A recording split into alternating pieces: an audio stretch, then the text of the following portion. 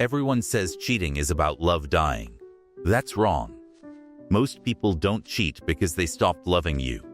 They cheat because they stopped being themselves. And if you don't understand this, you'll keep blaming the wrong thing and end up repeating the same heartbreak with a different face. Right now, someone is getting cheated on, and they still think everything is fine. That's how silent it is. No warning. No dramatic fight. Just small shifts that you don't notice until it's too late. And here's the dangerous part. If you don't see the psychology behind it, you'll either trust blindly or become so paranoid you destroy your own relationship. Both end the same way.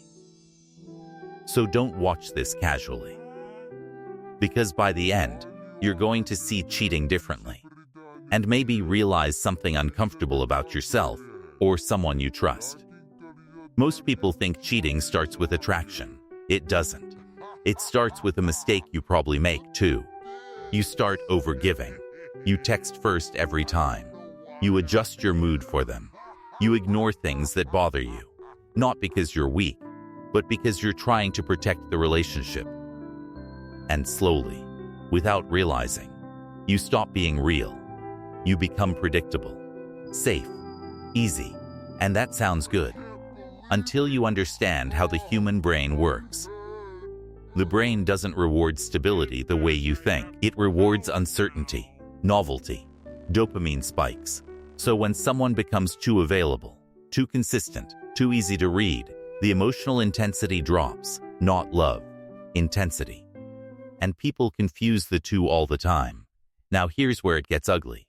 When intensity drops, the brain doesn't say, fix your relationship, it says, find what's missing, and that's when small doors open. Not big cheating moments, tiny ones. Replying a little too fast to someone new.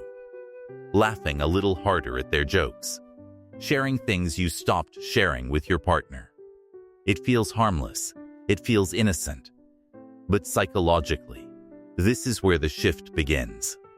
Because now, they're not comparing people. They're comparing feelings. And feelings are addictive. So they chase it. Not because they're evil, but because they're unaware. Because if you think cheating is just about temptation, you're missing the real mechanism. Cheating is not about finding someone better. It's about escaping who you've become. Read that again. Most people in relationships slowly lose parts of themselves. They stop doing what made them feel alive. They filter their thoughts. They avoid conflict. They become a version that keeps peace. But inside, there's pressure building, unexpressed thoughts, unmet needs, unlived identities. And the human brain hates internal tension. So what does it do? It looks for release. And sometimes, that release comes in the form of another person, not because that person is special, but because they represent freedom. Freedom to be spontaneous again. Freedom to be desired again. Freedom to say things without consequence. That's why cheaters often say, I don't know why I did it. Because consciously, they don't. Subconsciously, it felt like breathing again. Now here's the part nobody talks about. Cheating often has less to do with the partner and more to do with identity fragmentation. When someone feels disconnected from who they are, they split. One version stays loyal, the other seeks expression. And when that second version finds a safe space, it grows fast. That's why some people act like completely different humans when they cheat. Because in that moment, they are. Different rules, different personality, different boundaries. It's not an excuse, it's a pattern. And if you don't understand this pattern, you'll keep asking, why them? Instead of asking, what were they escaping? And that question changes everything. But don't get comfortable yet, because the most dangerous part hasn't even come. Because even if you understand the mistake, even if you understand the psychology, it still doesn't tell you how to protect yourself. That's where most people fail. They think the solution is control. More checking, more questioning, more boundaries. But control doesn't kill cheating, it hides it better. The real weapon is something most people are too scared to use. And it's not what you think. It's emotional unpredictability with grounded authenticity. Sounds complicated? It's not. It means you stay real without becoming predictable. You express without over-explaining. You care without losing your edge. Because attraction isn't built on perfection. It's built on tension. And tension comes from mystery plus truth. Most people lose that balance. They either become too distant or too available. Both kill the spark. But the people who never get cheated on understand something subtle. They don't make the relationship their entire identity. They maintain individuality. They keep parts of themselves private. They grow separately. They don't over-center their partner. And that creates a natural pull. Not forced, not fake, real. Because now, their presence feels chosen, not guaranteed. And the brain values what isn't guaranteed. Now here's the mind shift that might hit you hard. Cheating is rarely about replacing someone. It's about replacing a feeling.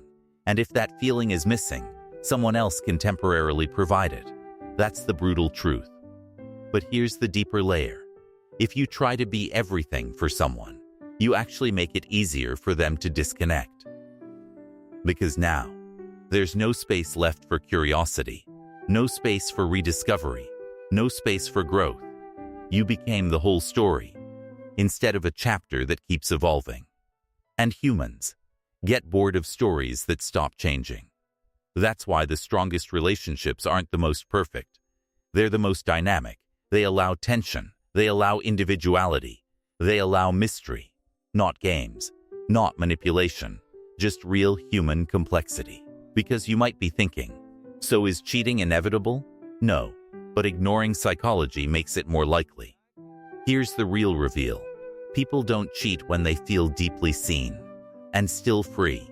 That combination is rare. Most relationships give one and kill the other. Too much closeness kills freedom. Too much freedom kills connection.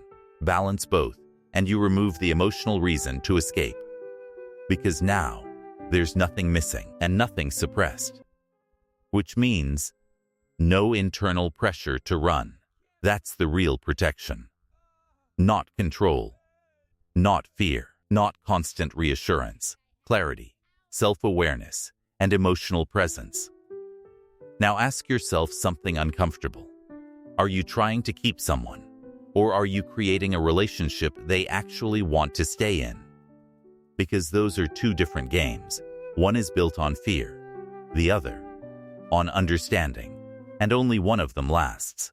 So before you blame cheating on bad people, look deeper. Look at patterns. Look at emotional gaps. Look at identity shifts. Because sometimes the signs were there, just not obvious. And sometimes you weren't betrayed suddenly. You were slowly disconnected from. That's harder to accept, but it's closer to the truth. And if you understand this now, you don't just protect your relationship, you upgrade the way you connect with people forever. So don't just scroll past this. Send this to that one friend who keeps blaming themselves or keeps trusting blindly. Because one perspective shift can save them from a mistake they haven't made yet.